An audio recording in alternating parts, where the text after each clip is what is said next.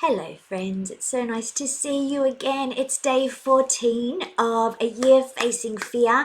The kids are home from school, it's a curriculum day, so I'm here decked out on my bed and I've got the computer and the webcam sitting on a box, and every time I move, it moves too, so it's almost like I'm on a boat.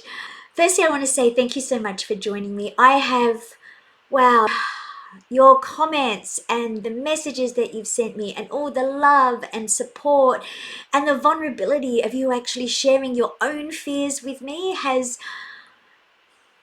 if I ever had a doubt that I was going to do 365 days of a year facing fear, and I have had so many doubts, the fact that I can see that it's touching a chord with you and that we're having this connection is making it like one of the most profound experiences and things that I think I've ever done. And so I know now that I've got to do this, because this isn't just about me, it's about us. It's about us as humans and having this conversation. And that in this world of social media where everything's friggin' fake, I think connecting with one another and saying life is hard. Yes, we get scared. Yes, we're all afraid. We all feel as though sometimes we're not worthy, as sometimes we're going to fail or get worried about rejection. That's part of being human, and it's part of the experience. It's actually what connects us. We're all walking around thinking, I've got nothing in common with everyone. No one sees me. But if there's one thing, one beautiful thing that we all have in common, is that we all feel that need to belong. We all feel that need to be loved. We all feel friggin' unworthy a lot of the time. And a lot of the time we've all got this narrative going on in our head about why we're not worthy, how we might fail. We're constantly telling ourselves these stories.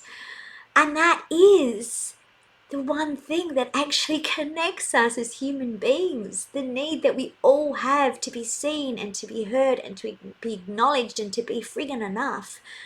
So today, for me, was about letting go of that perfectionism that I sometimes strive, not because I'm anywhere near perfect, friggin' so far from it, but in trying to be perfect. Perfectionism is actually a response to threat. It's there to keep us safe. If I try and make this and this perfect, if I wait until I'm ready, I'll never be friggin' ready, then I can't get judged, then I can't be hurt, and then frankly, I'm never putting myself out there, I'm never stepping up, I'm never taking risks. Can you relate to that?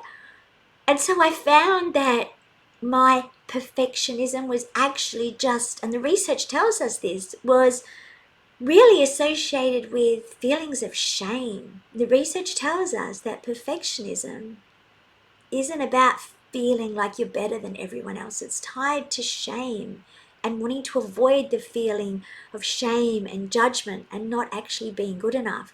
So this morning, I posted 3 live videos promoting my masterclass, which I realized that I hadn't promoted because I'd stuffed up and I'd written the wrong times and dates on the banners because I got the time zones wrong, and my brain was obviously, I don't know what's going on. And so I hadn't promoted it.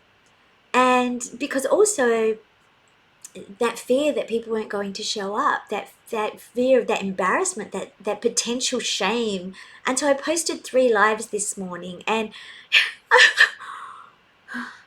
it was nerve-wracking. I think I was a bit of a blubbering mess, but I did it. And I had these butterflies that were coming up, and even when I was thinking about it this morning, these butterflies that, and I just didn't want to do it, but I did it, and then it felt good. It felt really good, and it wasn't perfect. It was so far from perfect, but I did it. And the next thing I did today was actually asking for help. So I have my masterclass, which is tomorrow. It won't be tomorrow when you're watching this video, but it's tomorrow. I hadn't promoted it. I didn't have any wing women to help me to, answer comments, to keep the chat engaged.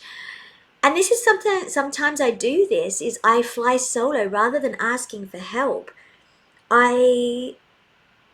I'm a little bit like an island. On the surface, if you saw me, and I love the iceberg model of behavior for this. We have these different levels. It's like a duck. You see the duck, those memes that you see, and it's the duck is all calm and da-da-da on the surface, and underneath their friggin' feet are going blah, blah, blah, blah. Or those icebergs, and up the top, it's just this little iceberg, and underneath there's all this stuff going on. And when I look at myself with that iceberg model of behavior, I look at the bottom, the top. What I see is somebody who's burnt out, who's doing a million things, who's struggling. On the surface, what other people see is doing lots of amazing things and achieving. But down below, there's this belief that I'm not supported, that it's too hard, that I'm going to fail. The what if it just doesn't all work out? And then that leads to me not having any support systems in place, not having any structures in place, not actually asking for people to give me support. It leads to then these feelings of overwhelm, of being friggin' exhausted and irritable and feeling like I just can't do it. In every area of my life, of not actually asking people for help because I don't want to put people out, because I'm trying to fawn, people please, so as not to be too much, for fear of being too much, of putting people out. And then that affects me in a lot of different ways. It affects my nonverbal communication. It means that I'm avoiding connecting with people. I'm avoiding asking for support when I'm coming from that mindset of I'm too much, I'm going to fail. I'm avoiding putting myself out there. And then that means that I procrastinate and I get into that sympathetic nervous system procrastination where I become so busy with a million other things, but to avoid doing the one thing that scares me. And then I get resentful too. I get resentful because people aren't supporting me, but in truth, sometimes they've offered and I'll be like, no, I've got this. Because I've found it hard to actually accept help. And this is something that a lot of people do. The research tells us that particularly people who are running, trying to be perfect in order to avoid feelings of shame and avoid feelings of judgment, often we won't ask for support, and that can lead to a lot of really negative feelings and really impact your relationships and your life in a lot of different ways. So for me, today I posted a post on I'm part of Women Rocking Business, which is an amazing group, and I posted a post, whatever you call it, asking for help, asking if anyone would be my wing woman for the masterclass the next day. And it was so easy to ask for help. Accepting it might be another issue, but it was liberating. So thank you so much for listening to my day 14 of a year facing fear. And I really genuinely appreciate you being here and you sharing your experiences and you sharing your doubts and fears and you sending me messages. Every single message I get from you, it just fills me with so, I can't tell you how much it means to me to know that even me doing this stupid little series,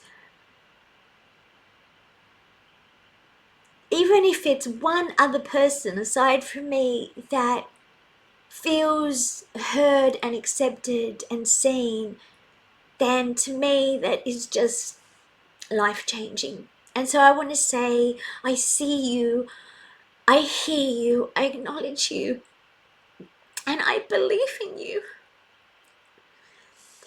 And together, let's face one baby fear at a time, because fear is part of being human. And me, part of facing fear is allowing myself to get vulnerable on camera and not putting up that shiny media spokesperson version of myself, but actually allowing myself to connect with these feelings, allowing them to rise and not pushing them down. Because emotion is part of being human, and in a way it's one of the best parts of being human, really, isn't it? Love, yes, sometimes sadness and hurt, it's just part of our experience. So please comment below if you can relate to trying to be friggin' perfect. If you have a question, if you have something you want to share, comment below. Join our Facebook group, A Year Facing Fear. Say hello.